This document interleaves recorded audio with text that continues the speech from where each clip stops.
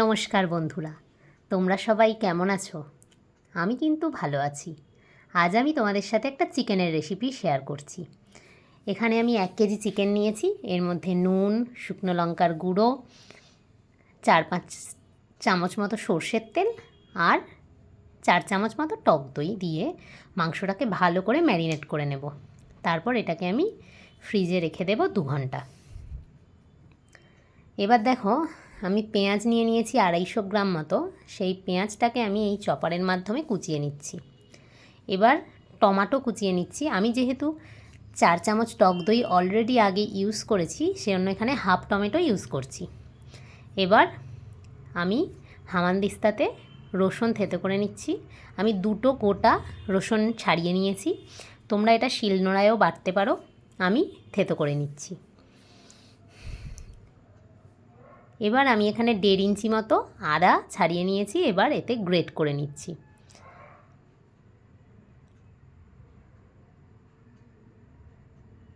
দেখো, এবার একটা পাত্রে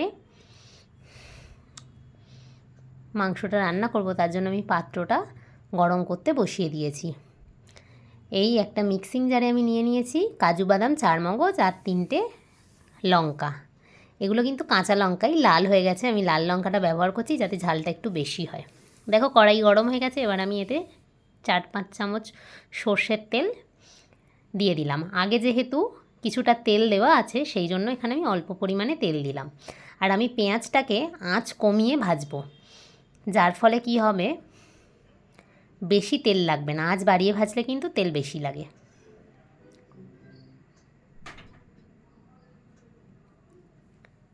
পেঁয়াজটাকে ভালো করে ভেজে নেব। অবশ্যই লাল করে ভেজে নিতে হবে, না হলে কিন্তু পেঁয়াজ মিশবে না। দেখো, পেঁয়াজটা প্রায় ভাজা ভাজা হয়ে এসছে। এবার আমি এর মধ্যে দিয়ে দেব রসুন থেতো আর আদা গ্রেট করে রেখেছিলাম সেটা। তারপর ভালো করে মশলাটা ভেজে নেব। মশলাটা ভালো করে ভাজা হয়ে গেলে আমি যে টমেটোটা চপড করে রেখেছিলাম সেটা দিয়ে দেব। দিয়ে ভালো করে নেড়ে চেড়ে নেব। অবশ্যই মশলা ভালো করে কষাতে হবে, না হলে কিন্তু কাঁচা মশলার একটা গন্ধ থেকে যায়। মশলাটা প্রায় কষানো হয়ে গেছে। এবার আমি এখানে ম্যারিনেট করা চিকেনটা দিয়ে দেব। আঁচ কমিয়ে ভালো করে কষিয়ে নেব। এই চিকেনের রেসিপি ভাত, রুটি, ফ্রাইড রাইস যে কোনো কিছুর সাথে তোমরা খেতে পারো, পরোটার সাথেও খেতে পারো। তো আমি এখানে আলু ব্যবহার করব না। দেখো, এবার ঢেকে দিলাম। ততক্ষণ আমি একটা মশলা রেডি করে নিয়েছি। দেখো, এখানে আছে ধনে, জিরে, মৌরি শুকনো খোলায় ভেজে আমি গুঁড়ো করে নিয়েছি। দেখো, ভালো করে কষিয়ে নিচ্ছি। তারপর দিয়ে দিচ্ছি ভাজা মশলা 3 চামচ। 1 কেজি মাংস আছে, 3 চামচ মশলা দিলাম। এবার আমি ঢেকে ভালো করে কষিয়ে কষিয়ে রান্নাটা করব, যাতে চিকেনটা অল্প আঁচে নরম হয়। অল্প আঁচে রান্না করলে সবসময় মাংস ভালো সেদ্ধ হয়।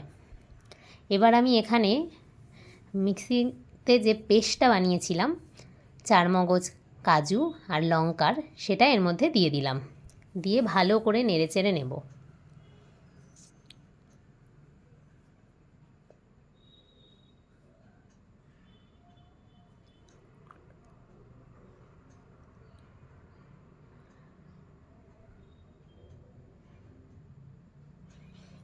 এবার দেখো, মাংসটা প্রায় কষানো হয়ে গেছে। এবার আমি মাংসের বাটি ধোয়া জল এর মধ্যে দিয়ে দেব। এই জলের পরিবর্তে তোমরা দুধও ব্যবহার করতে পারো। আমি এখানে দুধ দিলাম না, আমি জল ব্যবহার করলাম। তোমরা যদি চাও তোমরা দুধও দিতে পারো। তো এবার আমি ঢেকে ভালো করে ফুটতে দেব। দেখো, ফুটছে। এবার আমি ঝোলটা একটু টানিয়ে নেব। গ্রেভিটা একটু শুকনো হবে, মানে বেশি শুকনো না, আবার বেশি ঝোলও না। বেশি ঝোল হলে কিন্তু আবার টেস্টটা ভালো লাগে না। এবার দেখো, আমি একটু নুন দিয়ে দিলাম। আগে ম্যারিনেশনের সময় নুন দিয়েছিলাম, তারপরে আর নুন দেওয়া হয়নি, তাই দিয়ে দিলাম। এবার কসুরি মেথি দিয়ে দিচ্ছি, হাতে একটু ঘষে দিয়ে দিচ্ছি। এবার ভালো করে নেড়ে চেড়ে নেব। দেখো, ঝোলটা প্রায় টেনে গেছে। এবার আমি আরেকটু ঢাকা দিয়ে দেব। 5 মিনিট মতো ঢাকা দিয়ে তারপর ঢাকনা খুলে নেড়ে চেড়ে নেব। গ্রেভিটা তোমরা দেখছো কতটা ঘন হয়ে গেছে, মাংসটাও প্রায় সিদ্ধ হয়ে গেছে, কালারটাও খুব সুন্দর এসছে। এবার আমি উপর থেকে সামান্য একটু ঘি ছড়িয়ে দেব, 1 টেবিল চামচ মতো ঘি ছড়িয়ে দিলেই হবে। এবার একটু ঢেকে দেব, তারপর ভালো করে নেড়েচেড়ে নিলেই তৈরি হয়ে যাবে চিকেনের একটা সুস্বাদু রেসিপি। তোমরা অবশ্যই বানিও আর খেয়ে জানিও কেমন হয়েছে। রোজ রোজ চিকেন খেয়ে খেয়ে আর ভালো না লাগলে এই রেসিপিটা অবশ্যই ট্রাই করে দেখো। আজকের মতো টাটা।